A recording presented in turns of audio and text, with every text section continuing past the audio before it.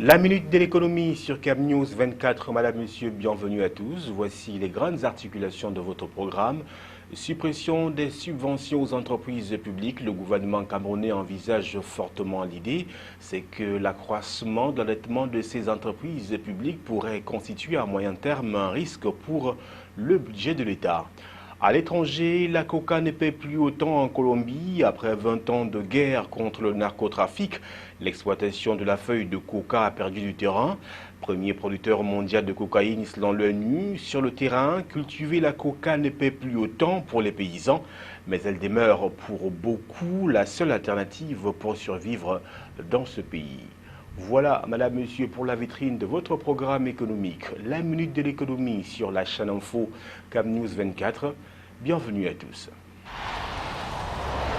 Le panorama de l'actualité économique, Madame, Monsieur, l'actualité d'ici et d'ailleurs, nous vous l'indiquions en titre suppression des subventions aux entreprises publiques au Cameroun. Le gouvernement envisage fortement l'idée, c'est que l'accroissement des endettements ou alors l'accroissement de l'endettement pour ce qui est des entreprises publiques constitue en moyen terme un gros risque pour le budget de l'État.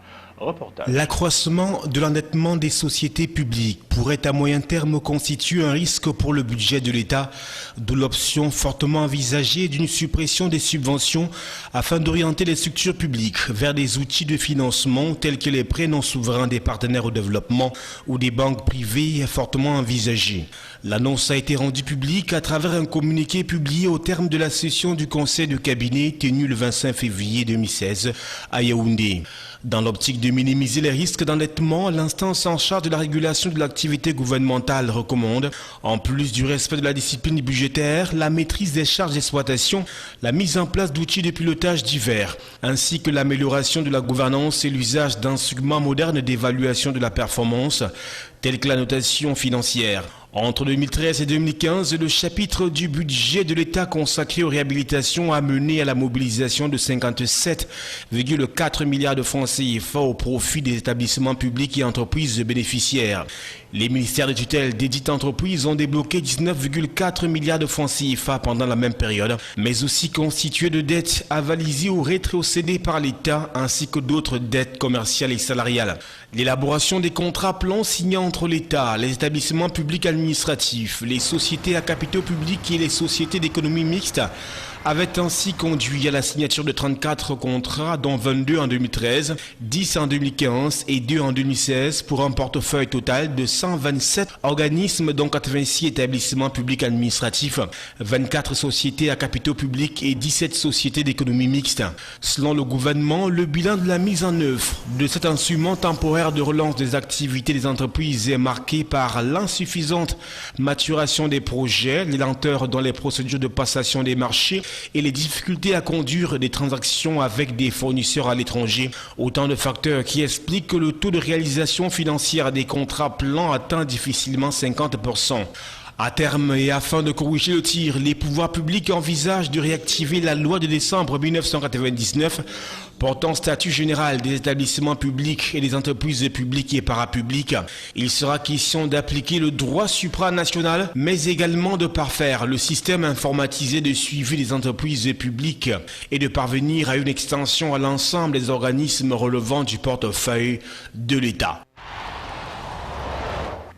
Environnement et développement, l'agence municipale de gestion des déchets de la ville de Tchang, dans la région de l'Ouest Cameroun, peut désormais fonctionner. Le budget et le plan d'action ont été validés au cours de la toute première session du conseil d'administration. Il s'agit du tout premier établissement du genre au Cameroun. L'agence municipale de gestion des déchets de la commune de Tchang, Amjet, est désormais prête à fonctionner. Son budget et son plan d'action pour l'exercice 2016 ont été adoptés à l'issue de son tout premier conseil d'administration. Le budget a été arrêté à la somme de 83 215 085 francs CFA.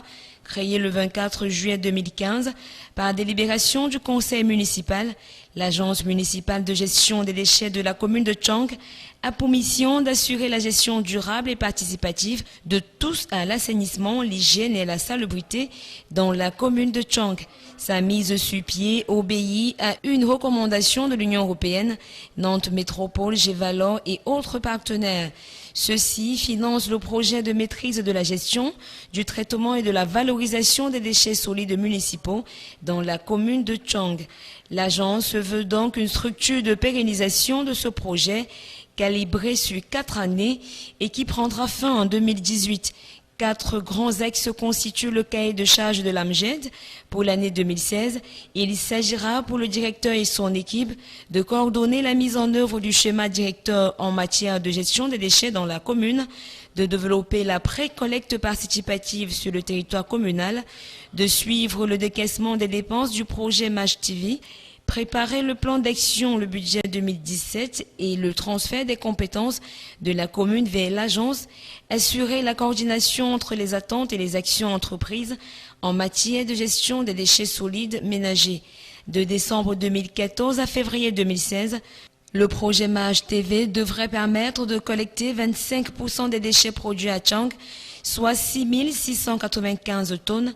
Le chiffre de 24,86% a été atteint, soit une amélioration de 3,86% par rapport à 2014.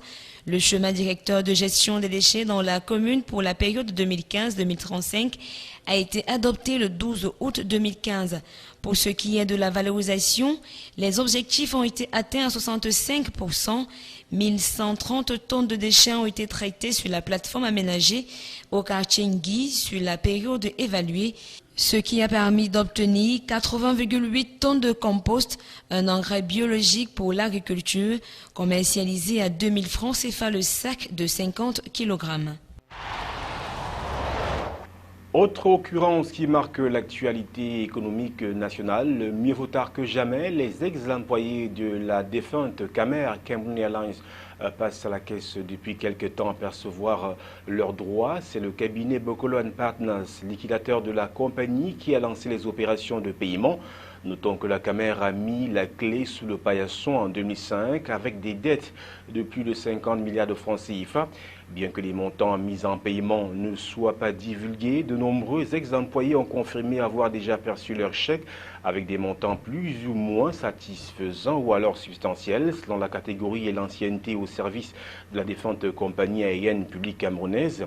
La Camer a été remplacée par Camerco, Cameroon Airlines Corporation, à la faveur d'un décret présidentiel signé le 11 septembre 2006. Le vol inaugural de cette nouvelle compagnie aérienne publique a eu lieu le 28 mars 2011, soit 5 ans après sa création. À l'instar de la Camer, malgré la valse des directeurs généraux à sa tête, Camerco, qui tarde jusqu'ici à prendre ses marques dans le ciel camerounais, vit essentiellement des perfusions financières de l'État camerounais.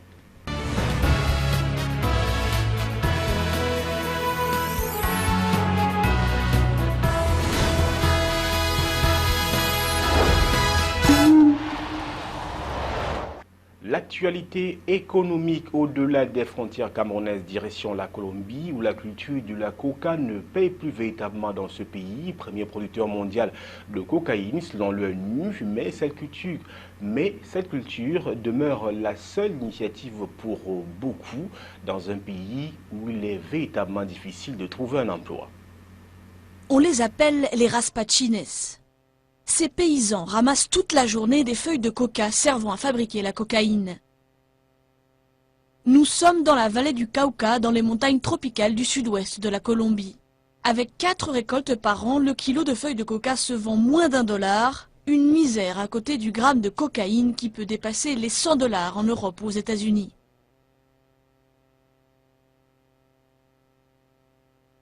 C'est difficile, les gens pensent qu'on se fait un max de fric.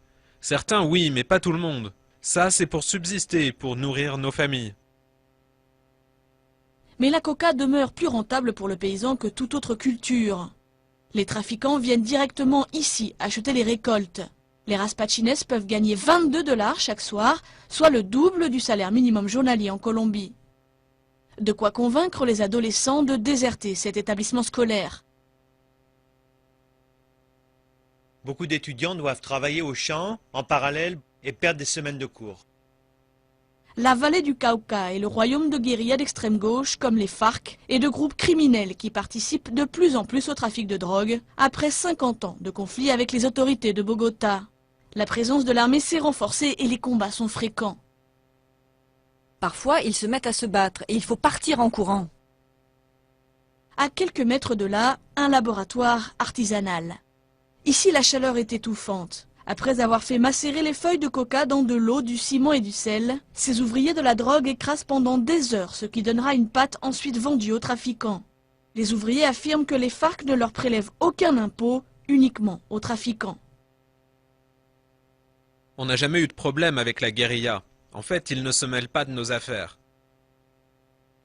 En revanche, ils en veulent au gouvernement qui a intensifié sa lutte contre la culture de coca ces dernières années avec l'aide des États-Unis. Elle est interdite et les peines peuvent aller de 4 à 10 ans, même si elles sont rarement appliquées. La militarisation et tout ça a fait que notre situation économique s'est compliquée par ici, parce qu'on ne peut pas bien commercialiser le produit. Ils affirment avoir demandé de l'aide pour des cultures alternatives, en vain. Il semble déjà trop tard pour les habitants du Valle du Cauca. Ils sont persuadés que leur avenir est entièrement lié aux cultures illicites. Toujours en Amérique du Sud, dans le nord de l'Argentine, on fabrique un vin qui n'existe quasiment nulle part ailleurs, le Torrontés. Il s'agit d'un vin blanc qui a un grand succès et qui est fortement exporté aux États-Unis. Ces vignes sont parmi les plus hautes du monde. Ici, dans les vallées Calchaquí, au nord de l'Argentine, les vignobles les plus élevés culminent à 3100 mètres. Des conditions idéales à la culture d'un cépage de plus en plus populaire, le Torrontés, un vin blanc très fruité dont la particularité doit beaucoup à l'altitude. Ici, par exemple, à Colomé, on a 2300 mètres, donc on a des journées avec beaucoup de soleil, mais pas des températures trop exagérées, donc 28-30 degrés. Donc ça brûle pas trop les arômes. Et en plus, on a une nuit très froide. Et ce froid de la nuit nous permet de conserver l'acidité du raisin et de garder la fraîcheur dans le vin. Le Torrontés est une spécialité de la région et il n'est quasiment pas cultivé hors de l'Argentine. Contrairement aux autres vins argentins, ce cépage n'a pas été importé d'ailleurs. Il serait issu d'un croisement entre le muscat d'Alexandrie et le Criolla, deux cépages importés par les missionnaires espagnols au XVIe siècle lors de la conquête de l'Amérique du Sud. Qui dit missionnaire dit église, qui dit église dit vin. Donc ils ont implanté du vignoble partout pour pouvoir faire le vin de messe. On est sûr qu'ils venaient avec la moscatel d'Alexandrie, on est sûr qu'ils venaient avec la criolla, donc la uva país. On ne sait pas s'ils sont venus avec le Torrontés ou si le Torrontés s'est formé naturellement dans le vignoble. Depuis quelques années, le Torrontés connaît un fort succès à l'étranger et ses exportations ont doublé depuis 2005. En 2013, l'Argentine a exporté près de 9 millions de litres de ce vin, la moitié vers les États-Unis et le Canada. Des chiffres encore très éloignés de ceux des exportations de Malbec, le vin rouge emblématique de l'Argentine, mais qui pourrait faire de son petit frère blanc un nouvel attrait touristique pour le pays. Il y a beaucoup d'étrangers qui visitent ce domaine, qui viennent par exemple des États-Unis. Ils viennent avec une recommandation. Ils viennent directement goûter ce que c'est le Torrontés. Le Torrontés se déguste de préférence à l'apéritif ou avec des plats de poisson cru comme le ceviche argentin. Comptez une douzaine d'euros en moyenne pour une bonne bouteille. Voilà, à madame, monsieur, place à présent au chiffre du jour. Il est de 127 et ce chiffre représente le nombre d'entreprises publiques qui bénéficient des subventions de financement de l'État du Cameroun. Avant de clore ce programme économique, la minute de l'économie, le rappel de son épine dorsale, suppression des subventions de financement aux entreprises publiques au Cameroun.